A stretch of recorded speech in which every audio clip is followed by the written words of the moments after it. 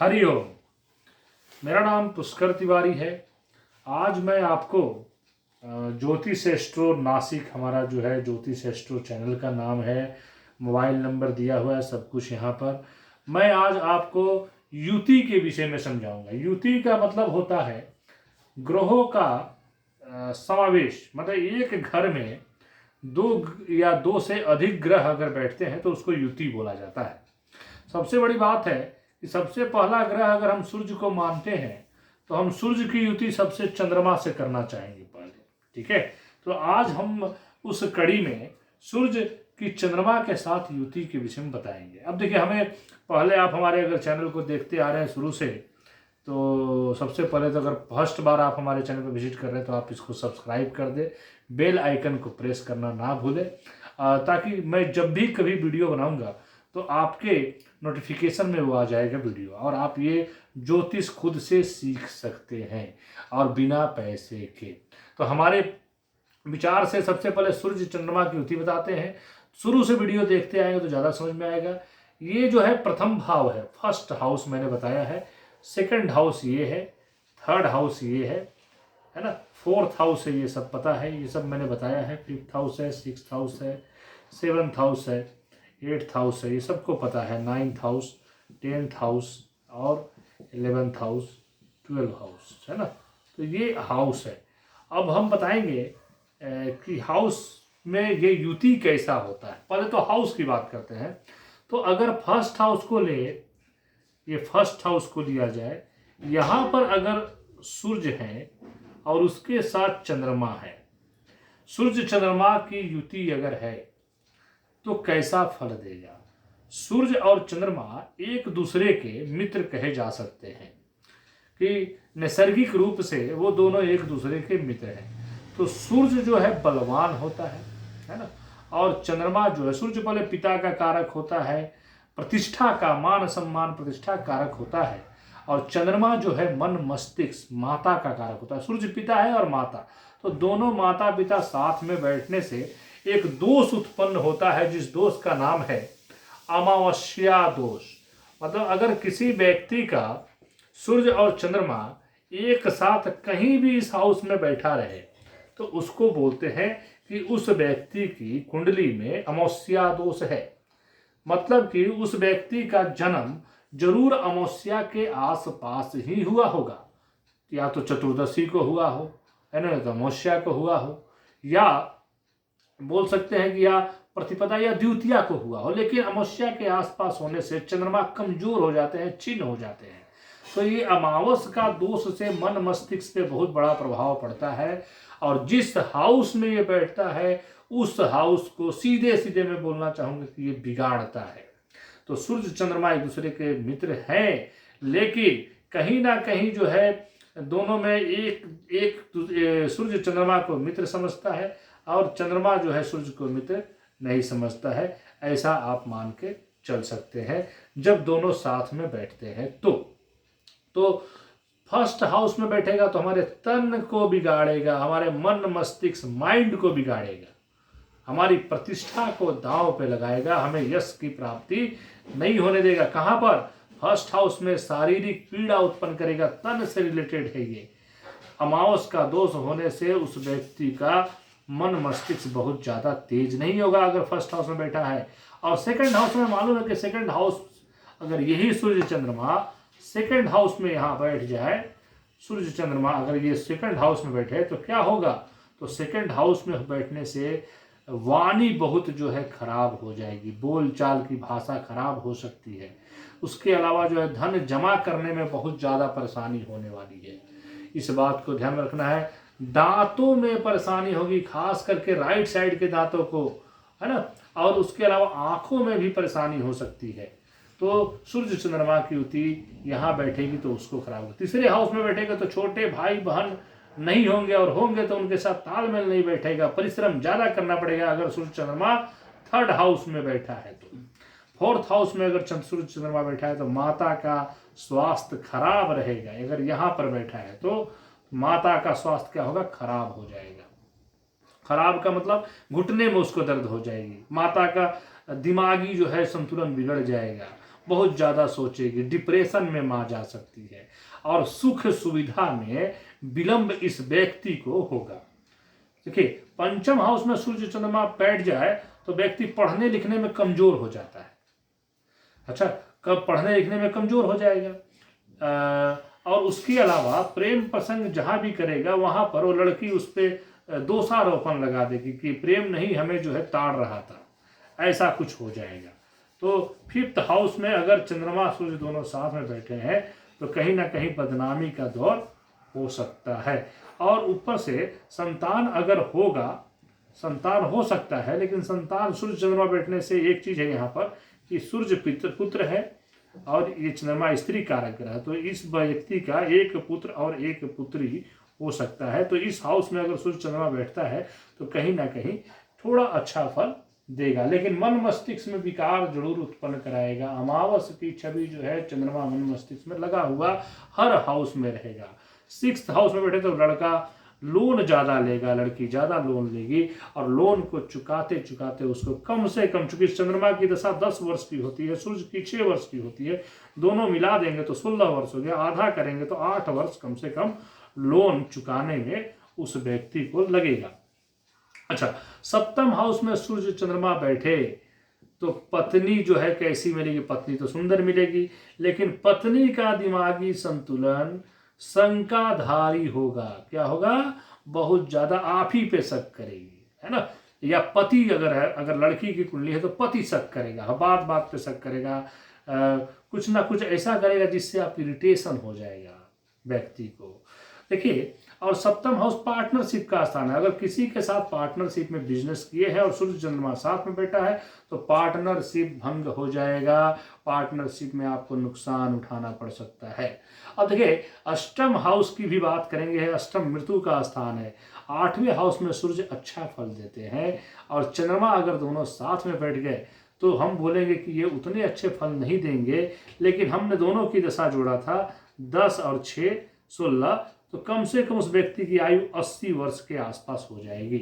अब 9th house में अगर सूर्य चंद्रमा दोनों साथ में बैठते हैं, 9th हाउस में, इस हाउस में अगर सूर्य चंद्रमा साथ में बैठेंगे तो भाग्य को शिथिल करेंगे, कम करेंगे, घटाएंगे और भाग्य बढ़ने में करीब करीब 48वें वर्ष में इस व्यक्ति का भाग्योदय होगा। 3 गुना, त्रिकोण है, 3 गुना यहाँ पर होगा, तो ये ध्यान में रखना है। उसके बाद 10th हाउस की भी बात करेंगे। अगर सूर्य चंद्रमा यहाँ बैठे हैं तो व्यक्ति बैंक में नौकरी करेगा, सबसे बड़ी बात है, बैंक में या जल विभाग में नौकरी कर सकता है, लेकिन उसकी बुद्धि जो है वही छीन रहेगी, अमावस का दोष रहेगा। पिता का प्यार जो है कम मिलेगा, पिता का सपोर्ट ना के बराबर मिलेगा। अच्छा, 11th हाउस की भी अगर बात करेंगे, पहले इसको मैं मिटाते भी जाता हूँ क्योंकि समझने में आपको कोई दिक्कत नहीं होनी चाहिए। मैं थोड़ा जल्दी जल्दी बोल जरूर रहा हूँ, लेकिन अगर आप ध्यान से मेरी बातों को सुनेंगे तो आपको जो है बहुत कुछ समझ में आएगा कि होता क्या है। ज्योतिष को समझना है तो बहुत ध्यान पूर्वक आपको बैठ के सीखना पड़ेगा। अब 11th हाउस में सूर्य और चंद्रमा है, तो कहने का मतलब सूर्य चंद्रमा दोनों, ये जो है चंद्रमा माता है और ये पिता है, तो आमदनी हाउस में बैठेगा तो उस व्यक्ति की आमदनी अच्छी करेगा, है ना, अच्छी करेगा। लेकिन जहां भी इसके जो भी बॉस रहेंगे, जो भी इसका इसके ऊपर कोई भी इसका अगर बॉस रहेगा, तो क्या हर आदमी का एक बॉस होता है, तो बॉस अगर है तो वो बॉस तकलीफ देगा। तो 12 हाउस में अगर सूर्य चंद्रमा बैठे तो क्या होगा? देखिए, पहले तो 12वें चंद्रमा बड़ा खराब होता है। 12 हाउस में अगर चंद्रमा बैठेगा तो व्यक्ति का जो है मानसिक संतुलन बिगड़ा हुआ रहेगा। ऊपर से सूर्य के साथ बैठ गया तो मानसिक संतुलन अति पिछड़ा हुआ हो जाएगा, मतलब ये बहुत पुराने विचारधारा के लोग हो जाएंगे। तो ये जो है भाव में बैठने का मैंने बताया, लेकिन क्या होता है कि लग्न के हिसाब से अलग होता है। अब यहाँ पर 1 नंबर भी हो सकता है, 2 नंबर भी लिखा हो सकता है। तो अगर हम मेष लग्न की कुंडली पकड़े हम, या समझने के लिए मेष लग्न के जगह हम दूसरी कुंडली पकड़ते हैं ताकि वो ज़्यादा अच्छा रहेगा। देखिए, तो हम यहाँ पर एक तुला लग्न की कुंडली पकड़ते हैं। तुला लग्न, तुला मतलब 7 लिखा रहेगा, ये 8 रहेगा, 9 रहेगा, 10 रहेगा, 11 12 1 2 3 4 5 6। तुला लग्न की कुंडली में अगर सूर्य चंद्रमा साथ में बैठा है तो कैसे देखना है हमें। अब तुला लग्न में सूर्य शत्रुगृही होते हैं और चंद्रमा भी शत्रुगृही होते हैं, तो यहाँ पर बैठना अति खराब होगा। ठीक है, अगर यहाँ पर तुला लग्न के जगह अगर कुछ दूसरा रहता, अब हम आगे बढ़ते हैं।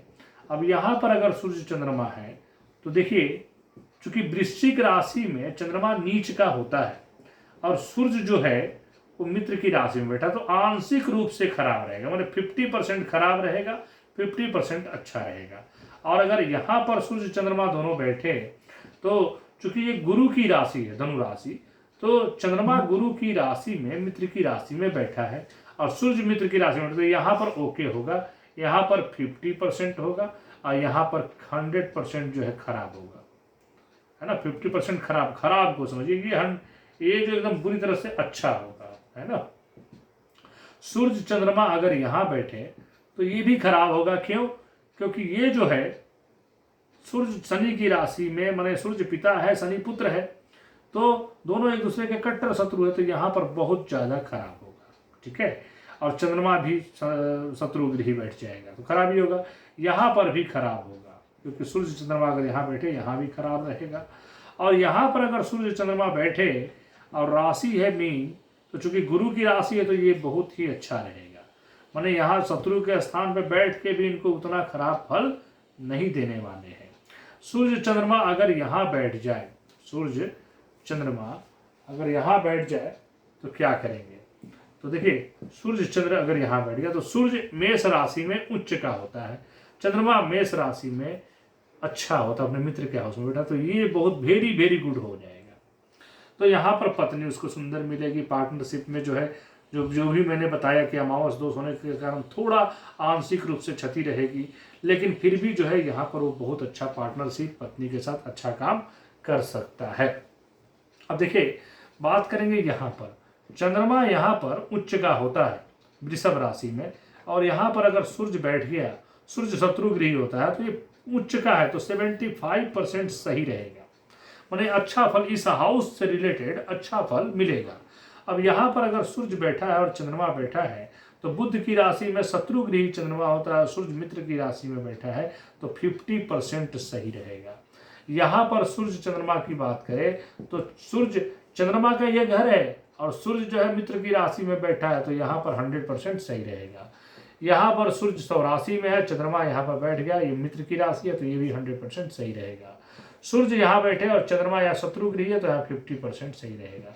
तो ये बताने का मतलब तात्पर्य ये है कि ये जो अमावस का दोष है ये कितना आप पे लागू होगा अगर तुला लग्न की कुंडली है।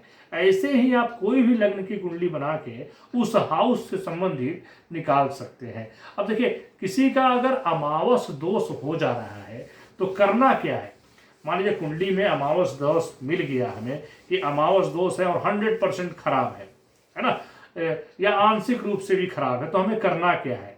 तो हमें सबसे पहले करना क्या है कि अमावस के दिन सुबह सुबह स्नान ध्यान करके मीठा पकवान बनाना है ना।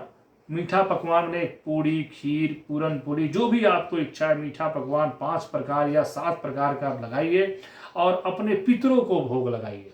और पितरों को भोग लगाने के बाद शनि मंदिर में जाइए और वहाँ शनि मंदिर में, हर शनि मंदिर में पीपल का वृक्ष होता है, उसको भोग लगाइए, शनि मंदिर में भोग लगाइए। सरसों तेल का दिया पीपल के वृक्ष में दिखाइए, शनि मंदिर में दिखाइए। और आने के बाद वो जो आप घर में जो भोग लगाएंगे, घर में जहाँ भोग लगाएंगे उत्तर दिशा का कोण होना चाहिए या दक्षिण दिशा का कोण होना चाहिए। तो दक्षिण या उत्तर दिशा के कोण में आप पितरों को भोग लगाइए। और आने के बाद जब शनि मंदिर से आ जाएंगे तो वो भोग जो है कौवे को खिला दीजिए, खुद मत खाइए। उसके बाद कौवों को छत पे दे दीजिए और देने के बाद ही आप सपरिवार भोजन करिए, तो अमावस्या का दोष खत्म हो सकता है। लेकिन ये 5 अमावस्या कम से कम करना होता है, 5 अमावस्या। हम खुद से आप दोष की कर सकते हैं। दूसरा जो उपाय है अमावस दोष के लिए, दूसरा जो है आपको इस दोष की, अमावस्या दोष की शांति होती है, जो कि आपको कराना है। सूर्य बना के, मिट्टी का सूर्य या चांदी या पीतल किसी भी धातु या मिट्टी का सूर्य और चंद्रमा बना के उसको अभिषेक करना होता है भगवान शिव के मंदिर में, या शिव मंदिर में कर सकते हैं या आपको सूर्य मंदिर में कर सकते हैं। तो ये दो मंदिरों में से किसी एक मंदिर में भगवान का अभिषेक जो है दूध, दही, घी, शहद, है ना, शर्करा और गंगा जल इत्यादि से आपको अभिषेक करना है। और सूर्य के जो लाल चीज है, लाल वस्त्र चढ़ाना है। शिव का जो वस्त्र होता है, जिसे सफ़ेद वस्त्र होता है, वो चढ़ाना है, सफ़ेद फूल चढ़ाना है। ये किसी भी पंडित से, किसी भी स्थापित मंदिर में अमावस्या दोष की शांति कराना उचित होगा। तीसरा अगर बात करें कि हमने देखा कि सूर्य और चंद्रमा अगर मान लीजिए कि दोनों कर्क राशि में है या वृषभ राशि में है या धनु राशि में है, मीन राशि में है, मेष राशि में, तो अच्छे फल देंगे। तो अगर सूर्य चंद्रमा इन राशियों में बैठे हैं, इन राशि में या सिंह राशि में है, तो भी अच्छे फल देंगे।